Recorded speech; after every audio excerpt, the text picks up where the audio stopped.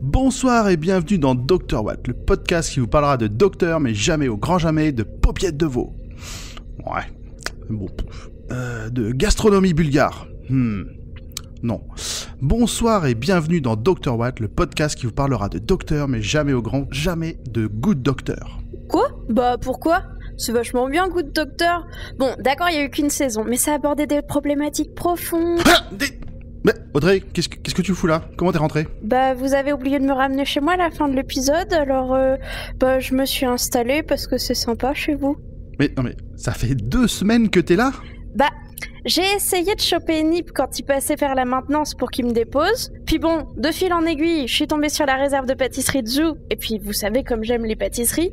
Je me suis ensuite installée dans le musée à la gloire de Pomme. Tu sais, on dort super bien dans la salle à la gloire de ces...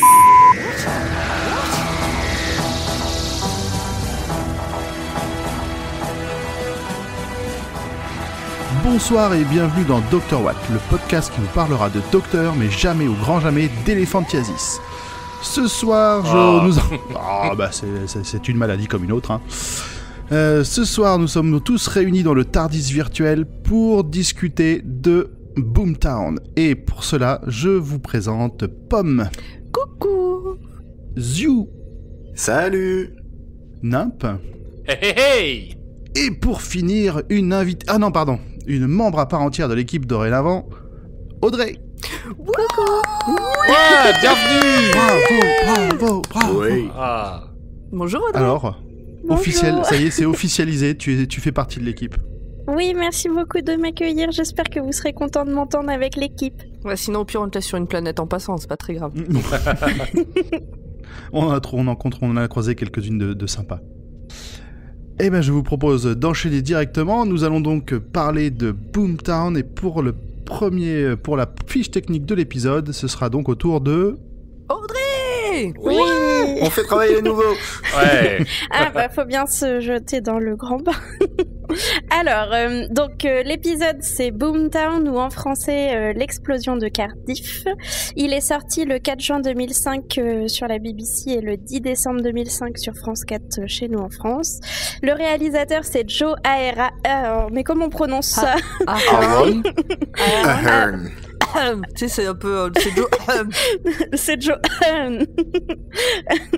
Le scénariste, c'est Russell T. Davies, le showrunner. C'est le 9e Docteur, joué par Christopher Eccleston. En compagnon, on a cette fois-ci, toujours comme d'habitude, Rose. On a aussi Mickey et on a le... fabuleux Captain Jack. Oui, je vais glousser à chaque fois qu'on parlera de lui. Ça, moi aussi. C'est terrible. Ouais. Donc, Rose qui est jouée par Billie Piper, Mickey par Noel Clarke et Jack par John Barrowman. En synopsis rapide, sans spoiler, on se retrouve à Cardiff pour faire le plein d'énergie du TARDIS. Donc à ma plus grande joie évidemment, à peine le début de l'épisode arrivé, on voit Mickey qui est forcément, Rose lui a envoyé un SMS, donc il est venu aussitôt en mode petit chien, la queue entre les jambes, en mode oh tu m'as trop manqué, je suis trop contente de te voir. Enfin bref, on se retrouve à Cardiff et à notre plus grande surprise, enfin peut-être pas trop, Madame le maire de la ville est en fait la dernière Celestine survivante, qu'on a déjà vu cette histoire dans les épisodes 4, 5, je ne sais plus. C'est ça. Bon, très bien. Le docteur va donc essayer de l'arrêter puisqu'elle projette de faire exploser la Terre pour pouvoir s'enfuir. D'une manière très discrète, puisqu'elle veut construire une centrale nucléaire en plein milieu de Cardiff et personne ne trouve ça bizarre. Ça passe. Et évidemment, le docteur, notre Captain Jack et Rose ne sont pas du tout de cet avis. Voilà. Bravo. C'était une très bonne première fois. Merci Audrey. Merci. Bravo. Bravo. Et donc maintenant, pour rentrer dans le cœur du sujet, le petit tour de table des chroniqueurs pour essayer de convaincre un auditeur de regarder cet épisode. Et bah du coup, on va continuer avec Audrey. Ah mais moi je vais avoir du mal, j'ai pas du tout aimé cet épisode. Un petit effort. Essaie de trouver quelques points positifs. Non, c'est pas vrai. T'as le droit de pas convaincre un auditeur. Ton propos peut être dire passez-le, il sert à rien. Bah en fait je sais pas parce que j'ai pas vu la suite, ça se peut ça a une très grande importance, mais je ne pense pas, mais peut-être que si. En gros, vous pouvez le regarder parce que on a toujours le Captain Jack, mais qui a un rôle vraiment hyper secondaire. On le voit pas énormément dans l'épisode, donc je trouve ça vraiment dommage. Par contre, on a de l'action, c'est quand même sympa. Vous pouvez le regarder, voilà. Merci Audrey. Nimp, ton avis? Alors, moi, j'aime beaucoup cet épisode. Mais pour pas spoiler, je dirais qu'à la fin. Pourquoi? Belle esquive. Voilà.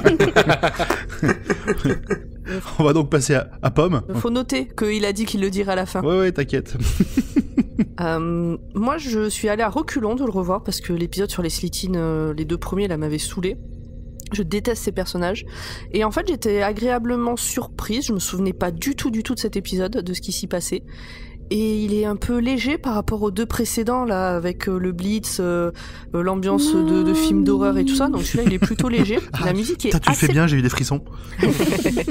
La musique est assez présente. J'ai l'impression qu'elle est plus présente que dans d'autres C'est épisodes. parce qu'ils passent leur temps à courir. Et c'est la Peut-être. musique de la course. Non, pas que. Vraiment, je trouve que... Avec la caméra qui Enfin, tourne. en tout cas, sur celui-là, vraiment, j'ai trouvé que la musique m'a marqué. Sinon, on pourrait croire qu'il ne sert à rien, mais en réalité, il y a des informations très importantes dedans. Très bien, c'est noté. Et puis il y a le Merci. Captain Jack. J'étais étonné un peu de ne pas l'avoir entendu mentionner plus tôt. Bah, il est quasiment pas. Ah bah on est d'accord, c'est bien dommage. Zu, ton avis, vas-y. Vite, coupe-leur la parole. Eh ben, c'est un bon épisode, qui est pas si léger que ça, je trouve, même si effectivement on n'est pas dans une ambiance aussi stressante qu'on peut avoir qu'on a pu avoir dans les 2 d'avant, mais les dilemmes qui sont présentés sont assez lourds. Oui. Oui, c'est vrai, tu as raison. Et voilà, et c'est le dernier épisode avant le double épisode de fin de saison traditionnel, donc voilà, dernière ligne droite. Traditionnel, le mec. Comme si on le savait tous. Ah voilà. Oui, parce on peut rappeler peut-être que toi, Audrey, t'as vu les saisons 5-6, je crois, un truc comme ça, mais tu n'as jamais vu les 4 premières saisons. Oui. Donc là, tu découvres. Là où nous, on sait Oui. ce qui va se passer après, toi, tu découvres. Oui. Donc là, on a un œil complètement neuf sur la série et c'est parfait. Et ça, c'est cool. C'est nickel. En plus, je dis traditionnel, et ils l'ont pas fait dans la dernière saison avec Jodie Whittaker, donc, Oui, donc, je m'auto-flagelle. Ah oui, Ah frappez-moi. Ah oui. Grand poil. Ah oui, pardon. Alors, un peu comme Pomme au départ, c'est un épisode, quand j'ai rematé les saisons 1 en dehors du podcast, ça fait partie des épisodes que je zappe. Et là, en l'ayant revu, je regrette parce que c'est un épisode que j'aime bien aussi. Le prétexte est un poil gros même pour du Doctor Who, pour sur la centrale nucléaire au milieu de Cardiff. Hein, c'est un peu extrême, mais c'est un bon épisode qui de bonnes relations en fait entre les personnages, surtout le Docteur et le Slytherin, qui m'ont fait vraiment apprécier l'épisode. Donc je suis content de pas l'avoir zappé une fois de plus. Moi, je me suis demandé si c'était pas fait exprès qu'il y a un peu tous les codes du nanar de science-fiction. Enfin, les codes, je sais pas si les codes, mais je trouve qu'il y a plein de points où vraiment ça pourrait se retrouver dans un nanar. C'est-à-dire? Bah, déjà, rien que comme dit Grand Poil, le fait qu'il se retrouve à Cardiff sous un prétexte. Alors, quand on débute la série, on le sait pas, mais je trouve qu'il est vraiment tiré par les cheveux, ce truc de refaire le plein du Tardis, on le voit pas si souvent. Que l'autre, elle veut faire une centrale nucléaire en plein milieu de la ville et tout passe nickel. Je sais pas, il y a plein de trucs comme ça trop gros. Le surf cosmique, là, enfin bon, on en reparlera, mais je trouve qu'il y a plein de points qui pourraient être nickel dans un nanar, et je me demande si c'est pas fait exprès, que justement tout soit exagéré. J'ai envie de dire Doctor Who, quoi. Non, c'est pas tout le temps à ce point, je trouve. Là, c'était vraiment abusé. Ouais, on verra certains détails pendant le full spoil, je pense. On Ouais. reviendra dessus, notamment le surf. Et ben, je vous propose donc de surfer la vague et de partir sur le résumé full spoil avec Nimp. Oui. Allons-y. Nous sommes 6 mois après le crash d'un mystérieux vaisseau à Londres. Mais cette fois-ci, on est à Cardiff, si vous suivez bien. Dans la scène pré-générique, on voit Mr. Cleaver parlant à une personne dont la voix ne nous est pas étrangère, d'une construction pouvant entraîner des millions de morts. Non mais Mr. Cleaver, c'est un scientifique aussi. Là, on a juste son nom. C'est un scientifique qui est là pour alerter sur les dangers du projet. Oui, mais t'inquiète pas, je redirai plus tard ce qu'il fait exactement. Très bien. Moi aussi, je vais faire un hop. Audrey, est-ce que tu avais reconnu la voix de la personne qu'on ne voit pas dans cette scène ? Non. Ou est-ce que tu savais déjà à quoi t'attendre ? Non. Mais moi, quand j'ai commencé l'épisode, je me suis dit, ah bah merde, j'ai dû me planter parce que je comprenais pas. Je me suis dit, mais c'est pas la suite. Donc j'ai bien dû revérifier et chercher plusieurs sources, mais en fait c'était le bon épisode parce que comme ça démarre complètement sans aucun fil de ce qui pourrait être logique. Enfin, je sais pas si vous voyez ce que je veux dire, mais... Oui, je vois, mais bienvenue dans du coup, Doctor Who. oui, voilà, mais je suis pas encore trop habituée. Non, mais je comprends. Voilà, du coup, j'avais pas reconnu du tout. Ok. En tout cas, Monsieur Cleaver supplie d'arrêter le projet à son interlocuteur. La voix est celle de Margaret Blaine ou Blonfell-Foch Passamir Day, le Slatins des épisodes Merci, Humanité en péril et Troisième Guerre mondiale, qui, après s'être assuré qu'il n'avait pas parlé de ses conclusions à quelqu'un d'autre, dézippe son corps humain en faisant des bruits douteux, comme à son habitude, et plein de flashs de lumière bleu-violette avant de le manger. Générique.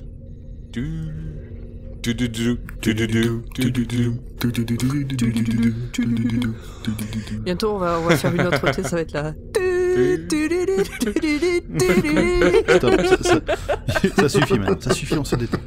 Ah. On retrouve Mickey descendant à la gare de Cardiff, puis frappant la porte du TARDIS. Le Captain Jack lui ouvre et le rembarre, mais Mickey s'impose et rentre quand même. Oh. Et Jack comprend que c'est le petit ami de Rose. Le docteur déforme son prénom en Rickey, comme à l'accoutumée, mais Rose lui dit de ne pas y prêter attention. La retrouvaille est mignonne entre les deux. Il se serre dans les bras et Jack demande pourquoi ça ne lui arrive jamais, ce à quoi le docteur lui répond « Il faudrait déjà m'offrir un verre ». J'ai trouvé ça très C'est drôle. très mignon cette scène. Blague de personnes du 50e siècle, au moins. Mickey rapporte son passeport à Rose. Mais pourquoi Rose aurait-elle besoin de son passeport ? Elle répond que, bien qu'elle puisse voyager n'importe où, s'ils finissent par aller au Brésil, ça lui sera utile. Ouais, c'était surtout une excuse pour pouvoir ramener Mickey à bord du TARDIS, quoi. On sent bien, quoi.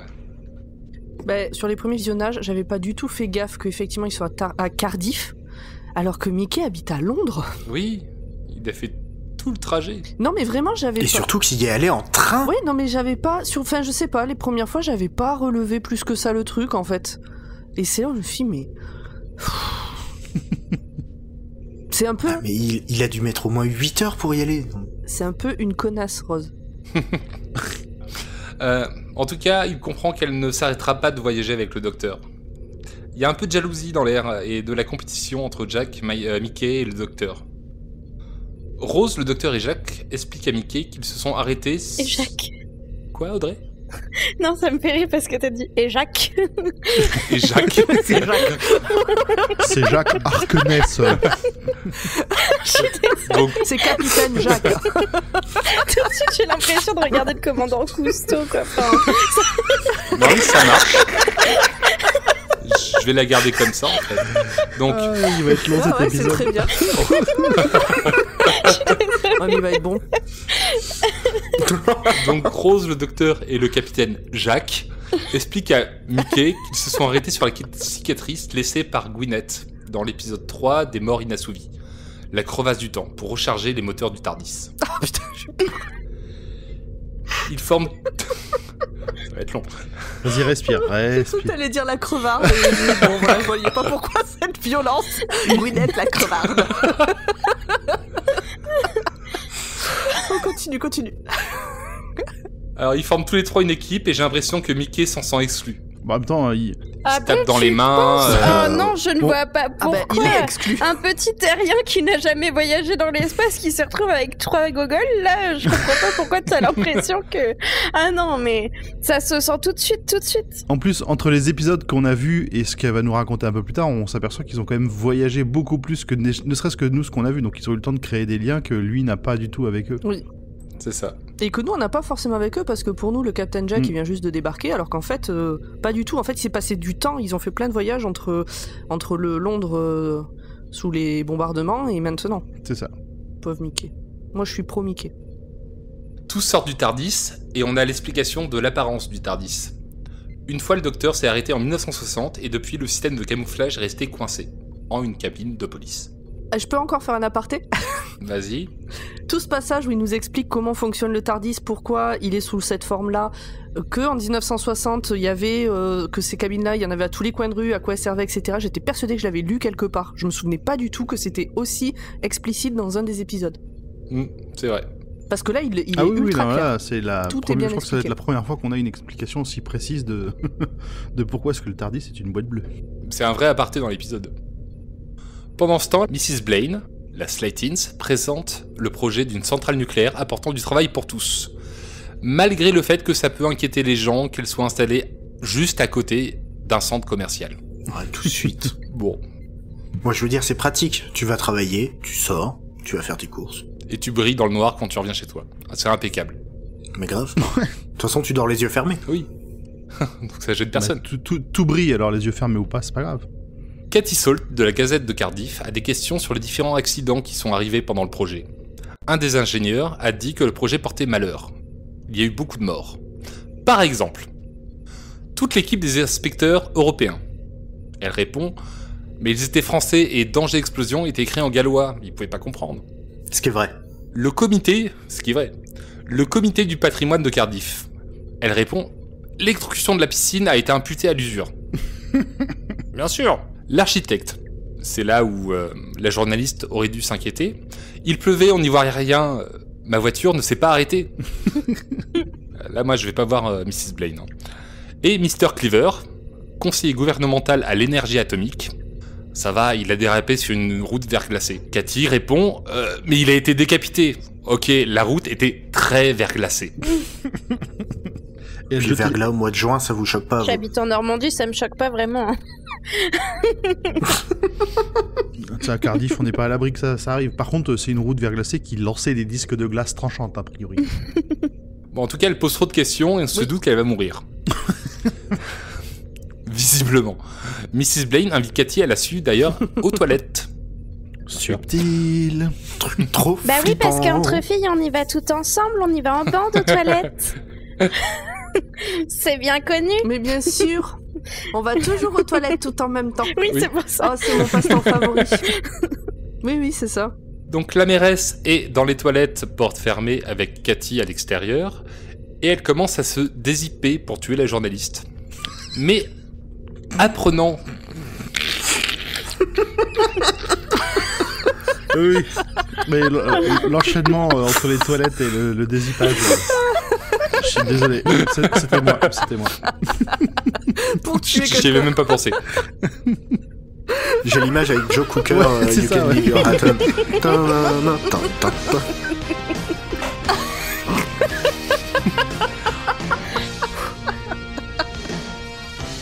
En tout cas, Mrs. Blaine s'apprête à tuer la journaliste Cathy quand elle apprend qu'elle est enceinte et qu'elle va bientôt se marier. Et d'un coup, Mrs. Blaine devient triste et laisse la journaliste partir. Elle se remémore en fait ses enfants morts pour la patrie sur Raxacorico Falapatorius. Ouh, bien. Oh Waouh. Et je voulais la placer. Ah. Et ses frères qui du coup sont faits... Oui, elle sont parle de pris une ses bombe sur la frères qui gueule, étaient quoi. fabuleux, de tout ça. Pendant ce temps, au port, Rose, Mickey, Jack et le docteur passent un bon repas. Ils racontent leur anecdote quand le docteur reconnaît sur un journal de la Slaytins, Margaret. Il lâche un « pour une fois qu'on avait une journée de congé avant que tous partent ». En anglais, We were having such a nice day. Arrivé à la mairie, Jack semble prendre la direction des opérations. Il explique le plan et le docteur le regarde, puis le rappelle à l'ordre en mode « c'est qui le chef de l'équipe ?» Jack s'excuse et le docteur lâche tout sourire un « faites ce qu'il dit, c'est super !» Tout le monde synchronise son téléphone, je sais pas pourquoi, et partent vers leurs tâches respectives.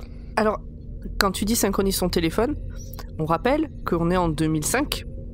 Donc c'est pas des smartphones, hein. Tout le monde synchronise son 3310. C'est ça. Le docteur s'annonce à l'accueil disant qu'il vient voir le Lord Mayor Slaytins, qui décide de s'enfuir par la fenêtre. On entend un bruit de verre. Alors je sais pas pourquoi on entend un bruit de verre, parce que les fenêtres ça s'ouvre, mais bon. Bah oui, elle a juste ouvert la fenêtre. Non, en fait, Oui, pardon, c'est le verre de thé, c'est Voilà, la tasse c'est- de thé qu'on entend tomber. Non, elle a fait tomber son verre, je pense. c'est ça, la scène se passe en plusieurs étapes. C'est-à-dire le docteur arrive, discute avec le secrétaire qui est à la porte. le secrétaire rentre et là, blam, le verre se pète la gueule, enfin ou la tasse de thé. Oui, et là on voit la tête du docteur, on voit pas ce C'est qui se ça. passe derrière. Et la le porte. secrétaire ressort en disant ah bah désolé, elle va pas pouvoir vous voir, mais prenez un rendez-vous, elle vous rappellera. Et le docteur fait, elle est en train de s'évader par la fenêtre là, non? Oui. Oui, il le retient. Attends, il y a quand même le secrétaire qui se met en train du passage en disant Leave the mayor alone. Oui. Ça m'a fait marrer. Tous organisent la poursuite via leur téléphone. On les voit courir partout, tomber, bousculer des gens. Non, juste Mickey. Alors, les autres les esquivent plus ou moins et Mickey se mange tout ce qui Quel traîne. boulet. C'est vrai. Oui, on retrouve la fine équipe dans la cour de la mairie devant Margaret qui se téléporte. Mais le docteur est très fort en téléportation. Il brandit son tournevis et hop, la revoilà. Elle réessaye plusieurs fois mais voit qu'elle est piégée. On retrouve tout ce beau petit monde devant la maquette du projet de centrale nucléaire. Le docteur comprend alors le plan du Slightins. Construire une centrale nucléaire qui devra exploser au-dessus de la crevasse du temps et s'échapper de la Terre en surfant sur un extrapolateur macro-cinétique à la forme ondulée trimophysique. Bien joué. Félicitations. Qui était caché dans la maquette. Mais en plus, mais pourquoi? Mais oui. Ah là, ça fait. Et franchement, ça, vous trouvez pas que ça fait élément de nanar de science-fiction? Le piège était dans la maquette. Mais Ouais, j'avoue. c'est très Scooby-Doo En là. plus, avec un méchant qui se dézippe, ouais, c'est pur Scooby-Doo, oui. Mais oui, c'est ça. Mais ensuite, le côté, bon, bah, la centrale nucléaire en plein milieu, elle a quand même buté assez de monde pour que ça passe. Et donc, Jacques affirme qu'elle n'a pas pu fabriquer l'extrapolateur. Mais la mairesse Slightins refuse de donner des explications. C'est louche. Le docteur remarque alors le nom du projet de la centrale. Bled Drug. Pas mal. Il demande... Ah, bah cet épisode, niveau prononciation... Il faut savoir qu'il y a énormément de consonnes, très peu de voyelles. Là, il y a 2 voyelles. C'est ça. Donc, le docteur demande à la rescapée Slightine comment elle a choisi le nom, mais elle répond que c'est par hasard. C'est du gallois. Alors là, je me suis demandé pourquoi le TARDIS ne traduisait pas le gallois. Ouais, c'est vrai que c'est bizarre, parce que normalement, alors c'est dans les saisons après, c'est des trucs qui évoluent un peu au fur et à mesure des besoins. Mais dans les saisons d'après, le TARDIS, il traduira même les écritures se verront affichées en anglais. Oui. Quand ils y pensent. Bah, même Oui. dans le deuxième épisode, La fin de la Terre, on voyait déjà des choses écrites. Il y avait Have a Nice Day, des choses comme ça. Ouais, par exemple, ouais. Mais la dernière fois, il a pas traduit l'allemand. Non, c'est vrai. On avait Schlechter-Wolf. C'est vrai. Ah, en fait, il ne traduit pas quand il s'agit Outil scénaristique, évidemment. de Bad Wolf. C'est de peut-être juste Bad Bad Wolf. Wolf. De Bad Wolf, il ne traduit pas Bad Wolf. En tout cas, le docteur affirme que Bled Drug veut dire Bad Wolf en gallois. Partout où nous allons, 2 mots nous suivent, toujours. Bad Wolf. Et donc, j'ai toujours, moi, la chanson Big Bad Wolf en tête. Il dit donc cette phrase d'un air grave, puis il sourit en disant que non, ce n'est qu'une coïncidence, allez, j'ai des choses à faire. On n'est plus dupe quand le docteur fait ça. Au moment où il y a cet échange entre lui et Rose oui. sur ça nous suit, c'est partout, machin, blabla, il y a la petite musique, le thème de Rose, mais c'est très léger, mais qui commence à peine, et pouf, qui s'arrête quand il dit « Mais non, c'est un hasard, c'est comme quand on entend un mot à la radio et qu'après on l'entend partout. » Mais ça démarre... vraiment, la musique est vraiment présente dans cet épisode. Non, mais c'est des marqueurs subtils, c'est bien fait. Vous le regarderez à nouveau. En tout cas, il tente de ramener le Slightins sur sa planète à Raxacorico Fallapatorius. Quel homme. Bravo. J'y arrive beaucoup mieux que Rose qui s'entraîne à le dire à ce moment-là. Mais elle a peut-être moins d'entraînement. Audrey, Oui. Raxacorico Fallapatorius. Raxacorico Fallapatorius. Bravo. Oui, vrai de vrai. Toutes mes félicitations. Bravo. Mais je l'ai pas lu. Ok, bien Raxacorico Fallapatorius. La meilleure. Eh ben, tu es beaucoup plus doué que Rose. Bravo. On n'insistera pas trop sur le rôle de Rose dans cet épisode. En tout cas, le Slightine déclare que la ramener à Raxacorico Fallapatorius, c'est la condamner à mort. Mais ça n'est pas le problème du docteur. Dans le TARDIS, le Slightine s'extasie. Comment le docteur a-t-il pu mettre l'extérieur autour de l'intérieur? Mais c'est un secret. Jacques installe l'extrapolateur macro-cinétique à forme ondulée trimophysique et redemande à Margaret le Slightine où elle l'a trouvé, mais elle déclare qu'elle ne s'en souvient pas. Et c'est toujours louche. Je sais pas si vous avez remarqué, mais Jacques, ça nous fait moins glousser que Jack. Ah oui, ça change tout de suite son sex appeal. Ok, je repassais à Jack. Oui. L'extrapolateur, je vais pas le tenter une énième fois, est long à installer, mais au vu de l'énergie qu'il contient, il permet de recharger le TARDIS plus rapidement que de juste le laisser sur la faille. le TARDIS. Il ne reste qu'une douzaine d'heures. Parce que le TARDIS, alors c'est un point, c'est que quand même le TARDIS, il est pas plein, il part pas. Non. Tu fais pas des petits trajets, apparemment c'est loin, Raxacorico Fallapatorius. Bon. Non, c'est sûr. En même temps, t'as pas envie de faire le plein toutes les 10 minutes. Et puis t'as pas une faille temporelle partout non plus, hein, donc en profite. Margaret rappelle à tout le monde qu'ils sont des bourreaux à vouloir la ramener sur sa planète. Mickey pense que le sort de Margaret est mérité et elle lui retourne un cas de conscience. Il y a une petite bataille de regards, elle lui dit que vu comment il est pressé d'avoir son sang sur les mains, en quoi serait-il meilleur qu'elle ? Et la bataille de le regard, elle fait avec tout le monde. Elle a dit qui osera encore me regarder sous les yeux en sachant que c'est mon bourreau. Et même Mickey finit par détourner le regard alors que c'est pourtant lui qui énonce le plus clairement le fait qu'elle mérite ce qui va lui arriver. Rose et Mickey se retrouvent dehors et elle lui avoue qu'elle n'avait pas besoin de son passeport. C'est mignon, elle voulait simplement le voir. Oh, de la manipulation, c'est trop chou. Du coup, qu'est-ce qu'il fait ? Il lui dit tiens, on irait bien à l'hôtel. On va manger. Ah bah super, on va faire la tournée des pubs d'abord et après on va à l'hôtel. Il y a des priorités quand t'es anglais. En tout cas, depuis le TARDIS, Jack et le docteur observent la scène sur un écran de contrôle. Margaret saute sur le gazon pour essayer de culpabiliser le docteur, mais ça le fait plutôt rire. Elle est un peu maladroite dans les formulations. Puis elle demande le dernier repas du condamné et le docteur accepte. Ouais, pareil, elle le manipule un petit peu en lui faisant comprendre que de toute façon elle peut pas s'enfuir. Elle a des menottes qui lui envoient des milliers de volts si jamais elle s'éloigne plus de comment, je crois que c'est genre 10 pieds ils disent. 30 mètres ils disent dans la version française. Tu regardes en français. Oui. Non, pas de jugement, du courage surtout. Ouais, puis elle lui envoie quand même aussi une petite vanne, genre un repas attaché. Allez, d'accord. Je crois qu'elle emploie le terme bondage.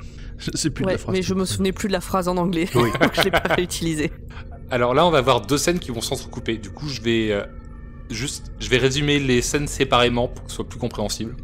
Donc tout d'abord, dans un snack, on a Margaret qui essaye de tuer le docteur de bien des manières, mais le docteur n'est pas né de la dernière pluie. Donc on a d'abord une tentative de empoisonner son verre, puis elle essaye de lui lancer un dard empoisonné, puis elle essaye de lui souffler du poison au nez. Et il lui met du pchit mentholé dans la bouche. Très classe. Ensuite, Margaret explique au docteur en quoi consiste une exécution sur sa planète. Alors, pour résumer, Ça fait peur. c'est un bain chaud d'acide qui sert à faire décoller la peau avant de transformer la personne en soupe hurlante. C'est rapidement résumé. Et que même quand t'es devenu une soupe, t'es pas encore mort, je crois. Eddie. C'est pour ça que la soupe hurle. Oui. Elle essaye de le convaincre de ne pas l'y emmener, de la laisser rejoindre sa famille, mais elle pourrait continuer de faire le mal sinon. Elle supplie le docteur de lui donner une chance. Elle peut changer, mais le docteur a du mal à la croire. Et là, il y a tout cet échange-là, et moi j'ai trouvé vraiment très intéressant entre ces tentatives ces suppliques pour qu'elle le relâche, et puis les tentatives d'assassinat du docteur. Mais je trouvais que c'était vraiment de très bons allers-retours entre les deux. Et j'ai même eu un petit pincement au cœur pour Margaret. Oui. Ça n'a pas duré longtemps, mais je l'ai eu. Oui. Moi j'étais bouleversée. Tout le côté où elle essaie de le tuer avec ses différentes ruses, ça m'a pas mal rappelé une autre incarnation du docteur avec une scène à Berlin avec d'autres compagnons et peut-être Hitler dans un placard. Dans un futur, tu veux dire dans un futur épisode? Oui. Voilà. Dans 2 docteurs. C'est ça. Ah oui, c'est vrai, on en est là, on compte en docteur. Enfin, elle dit qu'elle a changé, elle raconte qu'elle n'a pas tué Trisha et le docteur la croit, mais ça ne change rien. Qu'elle épargne une vie ne signifie rien quand elle s'apprêtait à en tuer des millions. C'est ça, elle dit que tout ça c'est une manière de se donner bonne conscience que que quelque part tous les tueurs, tous les grands génocidaires, ils ont dit « Oh bah regardez, j'ai été sympa avec ceux-là, hein. Bon j'en ai tué beaucoup à côté, mais j'ai été sympa un peu. » Mais c'est là qu'elle lui dit oui, il n'y a c'est qu'un ça. tueur pour comprendre ça, ou un truc comme ça. Oui, c'est ça. Oui. Elle traite le docteur de tueur et le renvoie à son statut de dieu avant de le supplier une dernière fois de l'épargner. Pendant ce temps, Rose raconte ses voyages à Mickey, qui lui annonce qu'il sort avec une autre femme, Trisha Delaney. Petit malaise. Petit malaise. Et Rose semble cacher sa déception. Et puis ils repartent en marchant.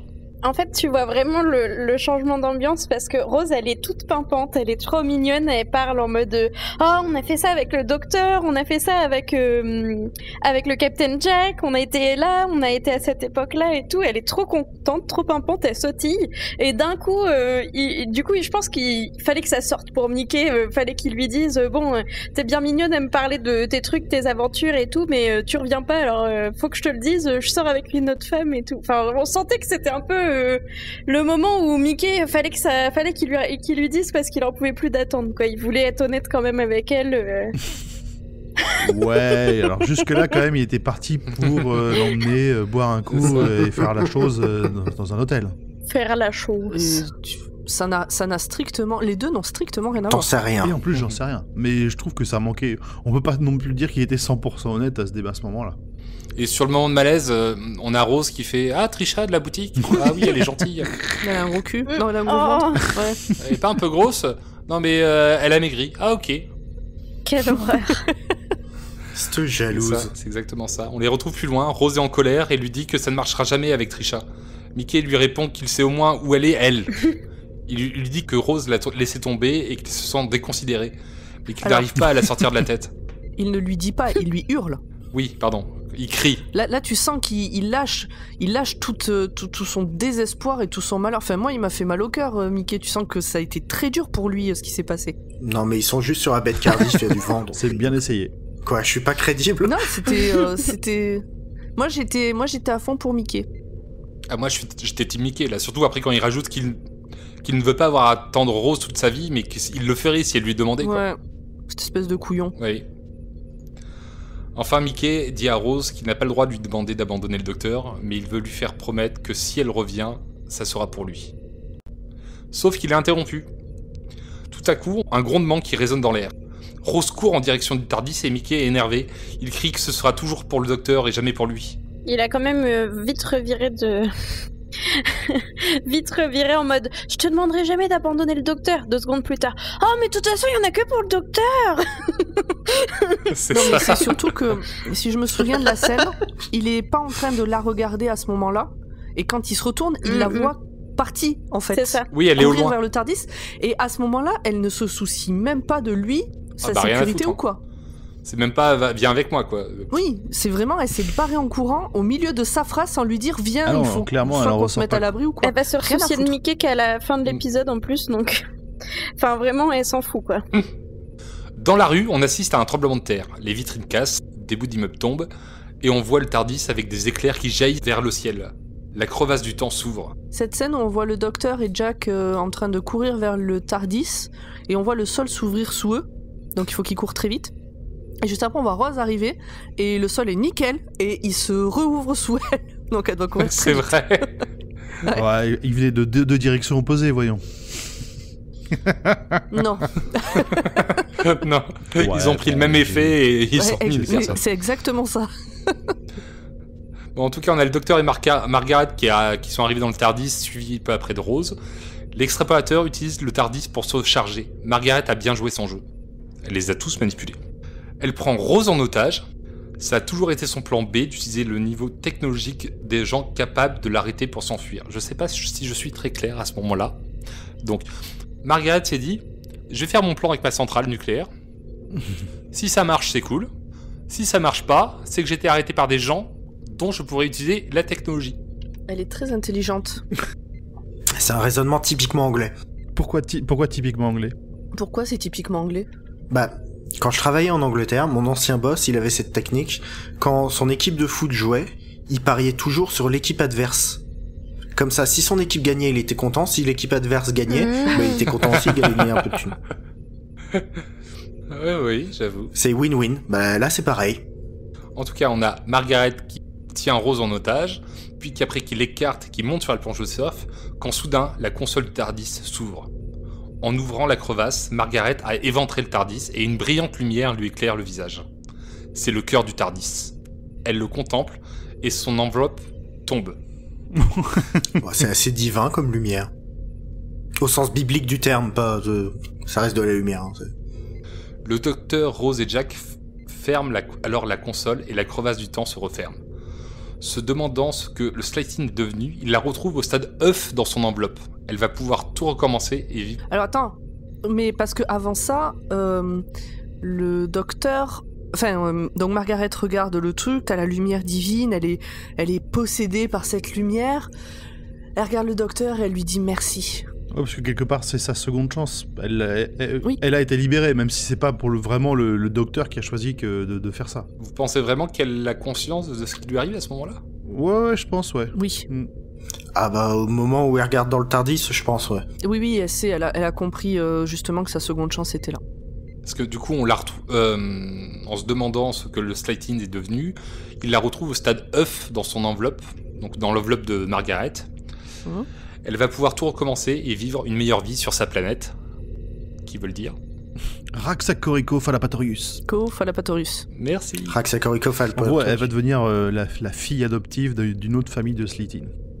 Alors, moi j'ai un truc avec ça, c'est que les Slighting, c'est sa famille, c'est pas son espèce. Non, pardon. c'est sa famille. Alors, effectivement. Parce qu'elle dit bien, quand elle est dans les toilettes, là, elle dit bien que la famille... Non, pas quand elle est dans les toilettes, quand... Oui, si, c'est ça. Non, quand elle explique qu'elle est condamnée à mort sur sa planète, elle dit bien que la famille Slighting au grand complet a été condamnée à mort. Exactement. Donc c'est pas toute son espèce, c'est toute sa famille. Oui. Non, il y en a plein. Elle le dit au docteur dans le snack. En fait, ils se sont enfuis. Qu'il y a plein de Slightings à travers l'univers, en fait, et que le docteur pourrait juste la ramener vers sa famille, quoi. En fait, Slighting, c'est comme Dupont. Il y a plein de Dupont à travers l'univers. Voilà. Donc oui, c'est sa famille. Après, sur la planète, pas dans cet épisode-là, mais on apprendra aussi dans les... Dans cet épisode, on apprend que les Slightings ont été condamnés à mort sur la planète. Donc normalement, il n'y a plus de Slightings sur la planète. Sur la planète, oui. Par contre, il y a d'autres familles d'extraterrestres. Oui, Alors, on de croit son qu'on n'a espèce. peut-être pas le nom des extraterrestres eux-mêmes. Les Raxacoricofallapatorians. Ça marche. En tout cas, après ça, Rose réalise qu'elle a oublié Mickey et court dehors sans le trouver. Par contre, on voit Mickey qui la regarde, les sourcils froncés, il se retourne et il part. Et il a raison. Il était temps de mettre un terme à cette histoire qui lui faisait du mal. Oui. Il sera plus heureux avec Trisha. Avec Trish. Trisha Delaunay. Rose revient au Tardis et elle est partante pour repartir avec le docteur et Jack. Évidemment. Le docteur demande si Mickey est là, mais Rose dit que ça va, il est parti, il mérite mieux. Rose aussi, elle est consciente qu'elle se comporte pas bien avec lui. Ouais.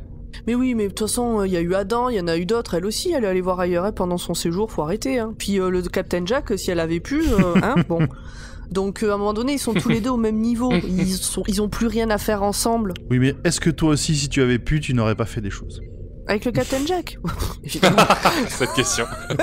Mais ça n'empêche qu'ils n'ont plus rien à faire ensemble, voilà, leur histoire est finie et chacun part de son côté. Voilà. C'est comme ça, c'est la vie. En tout cas, prochaine étape, Raxacoricofallapatorius, où l'œuf Margaret pourra avoir une seconde chance. Et c'est la fin de l'épisode. Oui. Alors, à la fin de cet épisode que j'ai vu... Il y a 10 minutes. Non, c'est pas ça que je voulais dire, c'est que j'ai vu sous-titré par des gens qui font ça pour le plaisir. Toute cette partie où il y a le générique, où... Non, je crois que ça enchaîne directement sur l'épisode suivant, enfin sur le truc de l'épisode suivant. Preview. Ouais.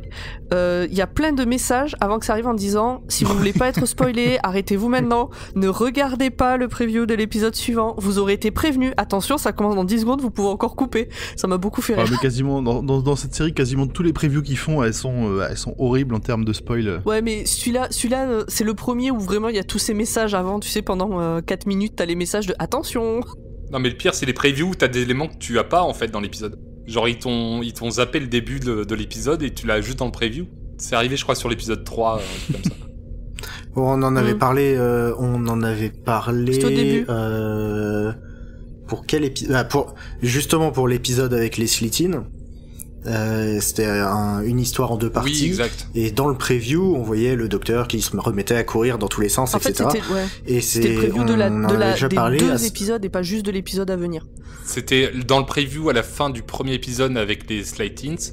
On avait un preview qui montrait la résolution de l'électrocution. Le dénouement du cliffhanger. Qu'on n'avait pas au début de l'épisode suivant.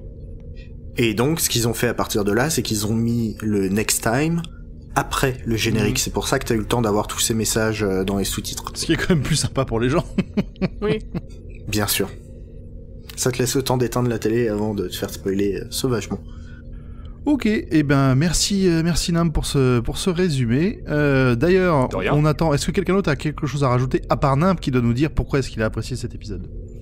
Moi, je serais bien revenu sur la fin. En fait, c'est un sujet qui est abordé tout le long au moins dans la deuxième partie de l'épisode, comme disait Zu, qui est pas léger. C'est si on la ramène sur sa planète, c'est la peine de mort et d'une manière horrible.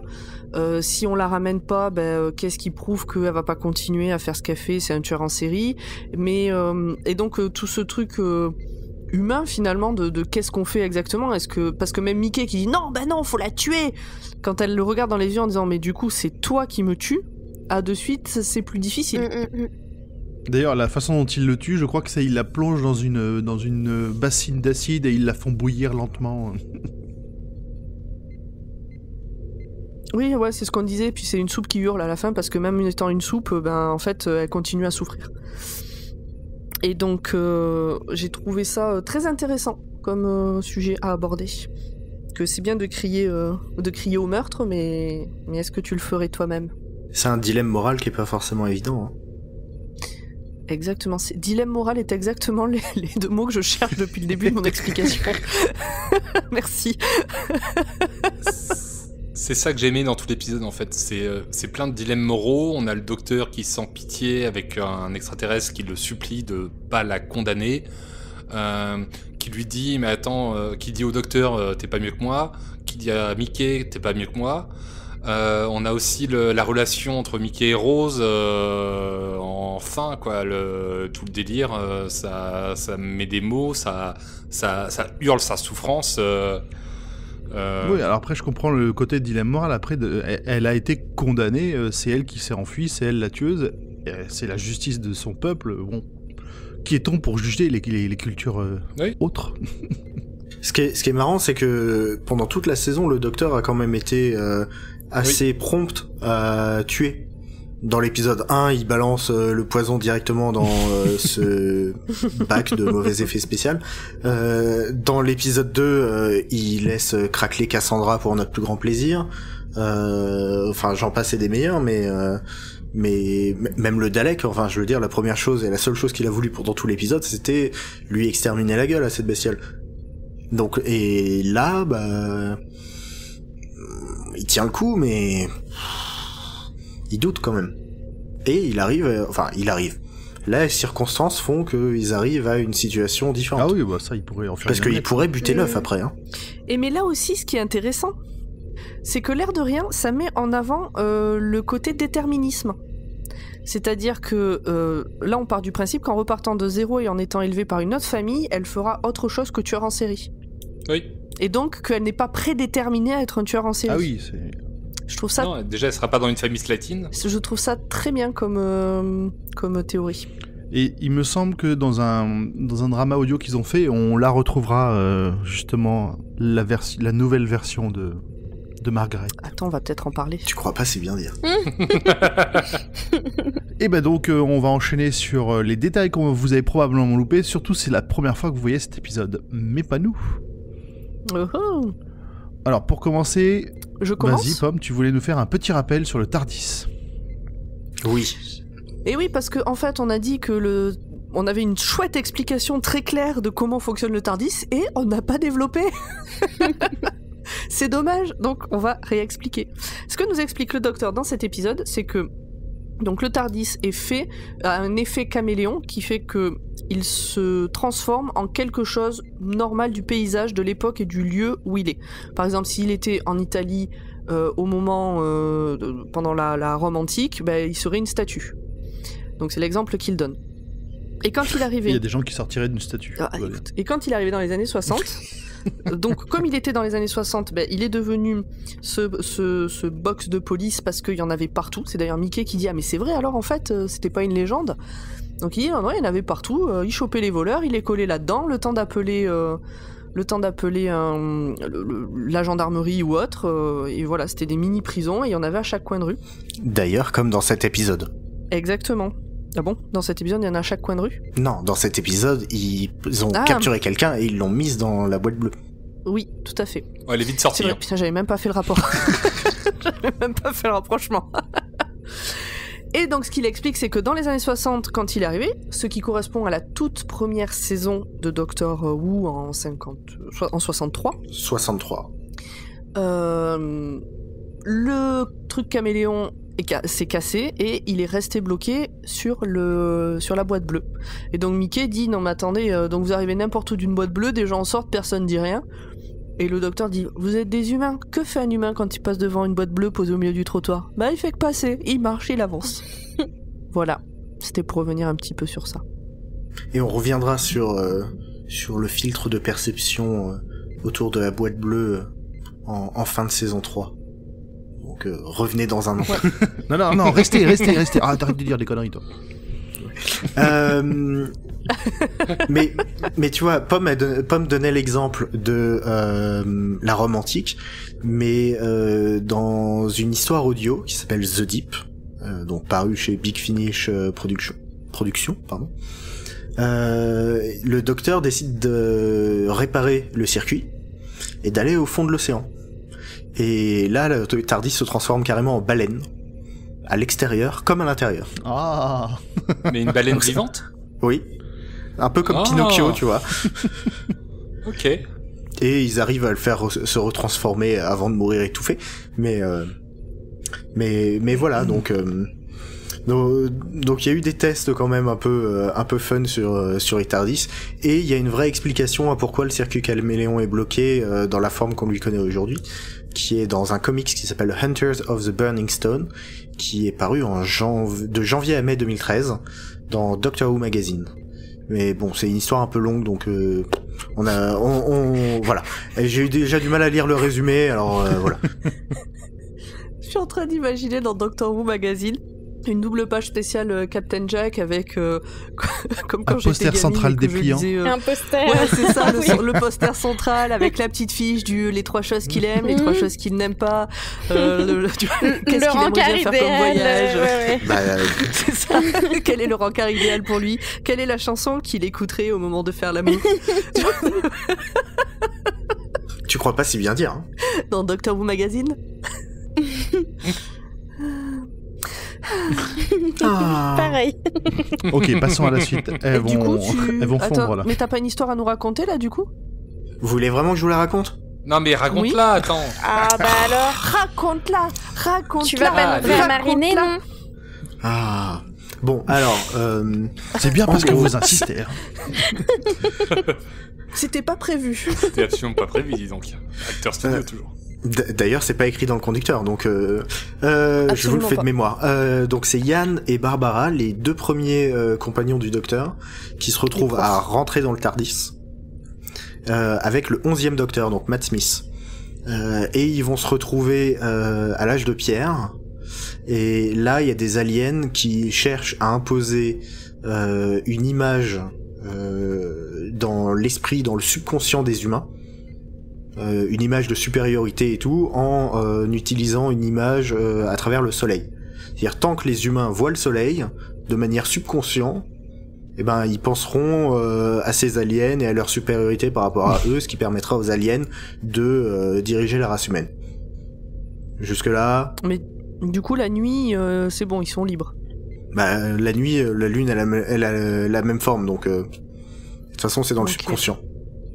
Ok. Et donc le seul moyen que le docteur ait trouvé de contrer ça, c'est en réussissant à avoir une image d'espoir et une image de force transmise par quelque chose d'autre qui existe à travers le temps et l'espace sur toute la planète Terre et qui apparaît très régulièrement et qu'il a sous la main, son TARDIS.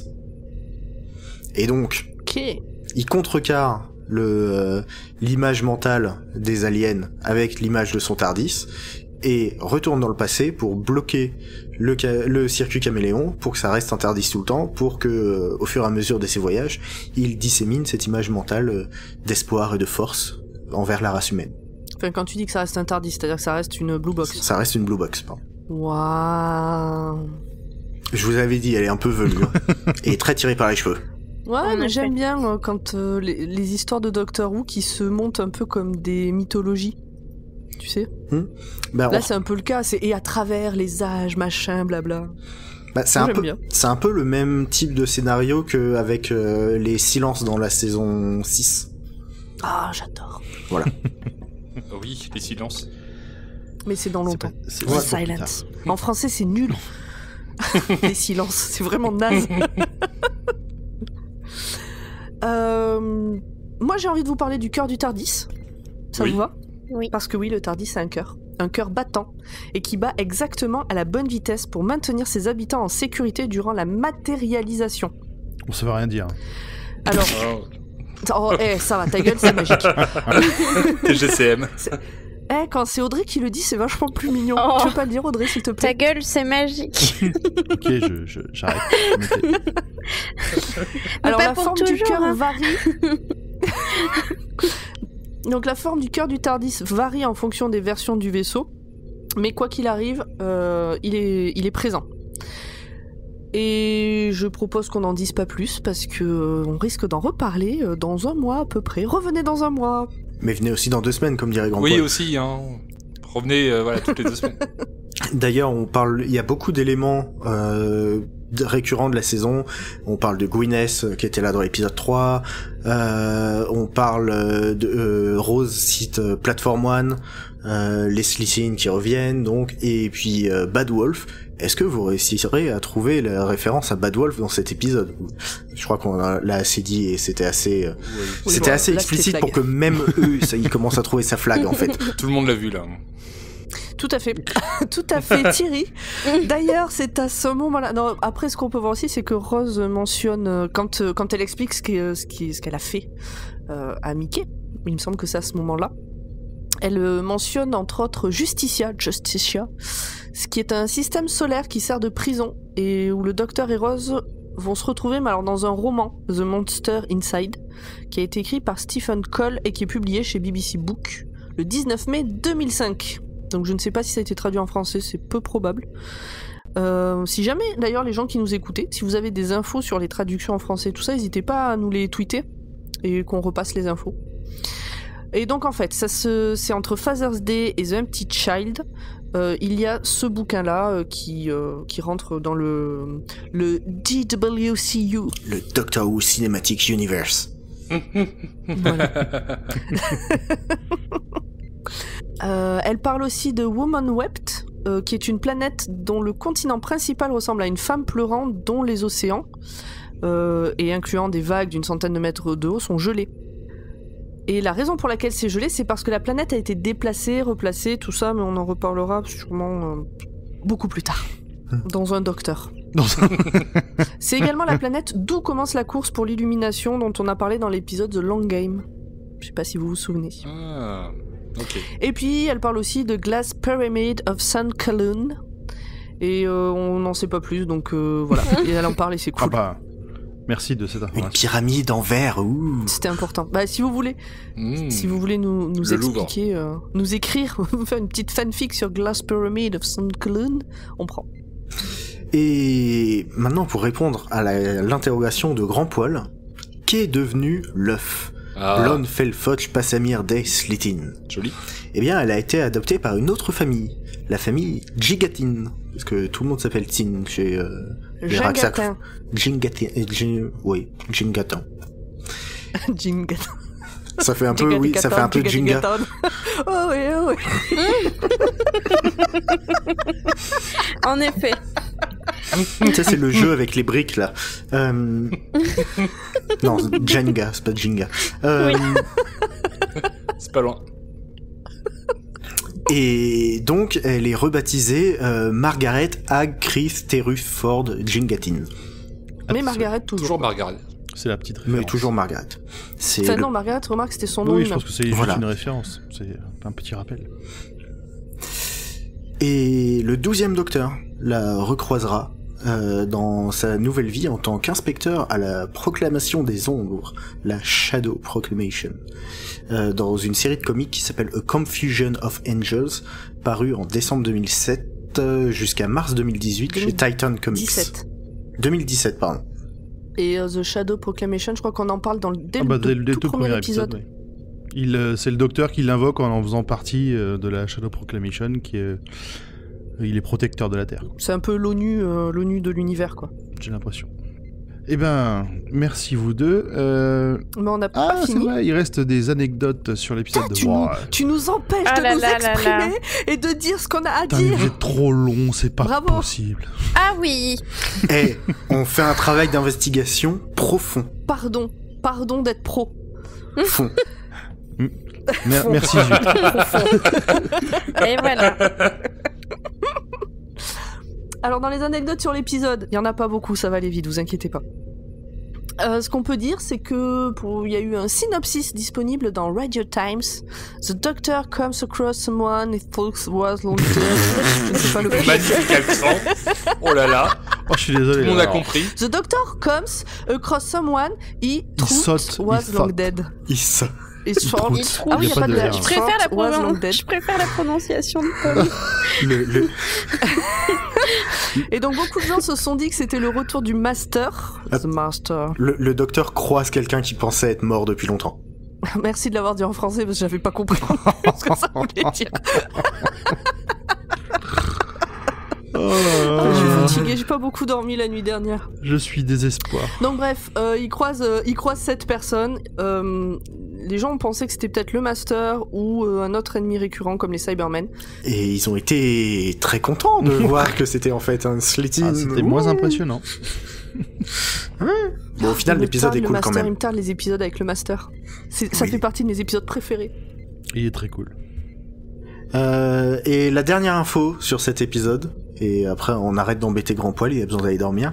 Le titre de travail de l'épisode, c'était Dining with Monsters, qui est à la fois qui est cool pour une fois. Enfin, d'habitude les titres dont on parle ici sont un peu moches.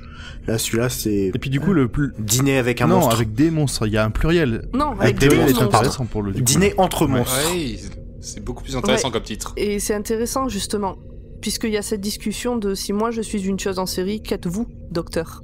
C'est très intéressant. Alors que Boomtown, c'est juste la centrale nucléaire au milieu de la ville. C'est naze. C'est ça. Du coup, j'ai une question pour Audrey. Maintenant qu'on t'a dit à quel point cet épisode était bien, tu en penses quoi? Qu'on a mis en avant tous les petits trucs que peut-être sur un premier visionnage on voit pas. Bah, je l'aime un petit peu plus, mais je reste convaincue que j'aurais pu le sauter. Enfin, après je sais pas parce que. Non, mais je vois. Mais il m'a pas touché autant que les épisodes jusqu'à maintenant. Enfin, surtout les deux d'avant, ils m'ont tellement marqué que celui-là il fait plat à côté. Enfin, je sais pas si vous comprenez. Si. Mais je pense que c'est le but, hein. Il y en a eu deux. Oui, c'est très ça, c'est forts. un peu le moment On répit. redescend un peu ouais. pour préparer les deux de fin. D'accord, ouais. Une petite respiration. Ouais. Oui, parce que c'est vrai qu'au niveau scénario, il n'y a pas grand-chose, quoi. Non, L'extraterrestre veut faire péter la ville, on chope l'extraterrestre, elle essaie quand même de faire péter tout et on l'arrête, quoi. Non, le scénario il tient sur un post-it. oui, mais c'est pour ça que moi aussi j'ai bien aimé cet épisode parce que c'est un épisode de relation, c'est pas un épisode de plot. Il y a pas de D'action. C'est moins l'histoire que les relations entre les personnages qui sont intéressantes. Ça place bien, ça replace des éléments pour la suite. Et il y a pas mal d'épisodes dans le futur qui sont comme ça. Je pense à un en particulier où c'est le docteur prend une navette et la navette reste bloquée. Voilà, c'est le synopsis de l'épisode. Ah oui. Et en fait, il va être fou. C'est un des meilleurs. Oui. C'est Midnight. Il y en a s'appelle. beaucoup des épisodes comme ça. Ah, Midnight, il est particulier. Ouais, il est vraiment pas mal. Ça demande moins de budget en plus. C'est des épisodes plus simples. Eh bien, du coup, merci à tous pour cet épisode. On espère que vous nous écoutez, nous vous plaira autant que nous on a à le faire. Et c'est l'occasion de se dire au revoir avec nos petits messages habituels de fin d'épisode. Et ce sera encore Audrey qu'on va faire bosser jusqu'au bout. Et oui, on fait travailler la petite nouvelle. Bitutage. Putain, Qu'elle fasse Oh, ça ses va. Exploitation. Et c'est gentil, hein. Fais tes preuves, Ça aurait pu stagiaire. être pire. Alors, si vous avez des questions, des remarques ou juste envie de nous faire coucou ou encore de dire à quel point le Captain Jack est sexy, vous pouvez nous contacter sur Twitter @drwatt_pod ou sur Instagram @drwatt.pod. t'as dit le capitaine Dr. Watt. Jack? le capitaine Jack, pas le capitaine Jacques, contrairement à ce que notre cher Nip nous a dit toute la soirée. Jacques Cousteau avec son bonnet rouge. Oh non. Si vous trouvez Jacques Cousteau sexy, vous pouvez nous le dire aussi. Hein. Vous pouvez aussi, en fait, vous pouvez nous envoyer ce que vous voulez comme message. Je suis sûre qu'on rigolera bien. Alors. Évitez les dick pics. Oh. Non, Dick Rivers. Dick Rivers tous les jours. Oh non. Bon, laissez-moi finir enfin. Bon, Dr. Wet est un podcast du label Podcut dans lequel vous pouvez retrouver 22 autres podcasts qui sont époustouflants. Soutenez notre Patreon pour nous permettre de louer du matériel ou organiser des enregistrements publics. Je suis sûre que vous aimeriez bien nous voir, nous marrer en vrai autour d'une table. Vous pouvez également nous suivre sur les réseaux et retrouver les épisodes sur la chaîne YouTube du label Podcut sur YouTube, hein, tout simplement. Voilà, gros bisous. Merci à tous. Des bisous, des poutous. Et à dans 15 jours. À dans 2 revoir. semaines. Et je suis ravie qu'Audrey nous ait rejoints. Oh. Moi aussi, Moi aussi. oui.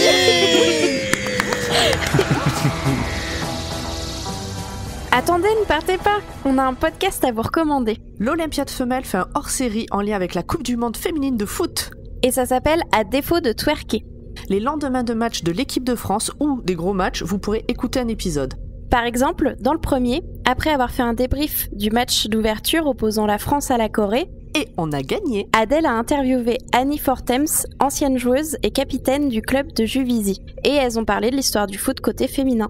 Pour ne rater aucun épisode, il vous suffit de vous abonner au podcast de l'Olympiade femelle. Ou de Podcut. Bonne journée Bonne soirée. et allez les bleus!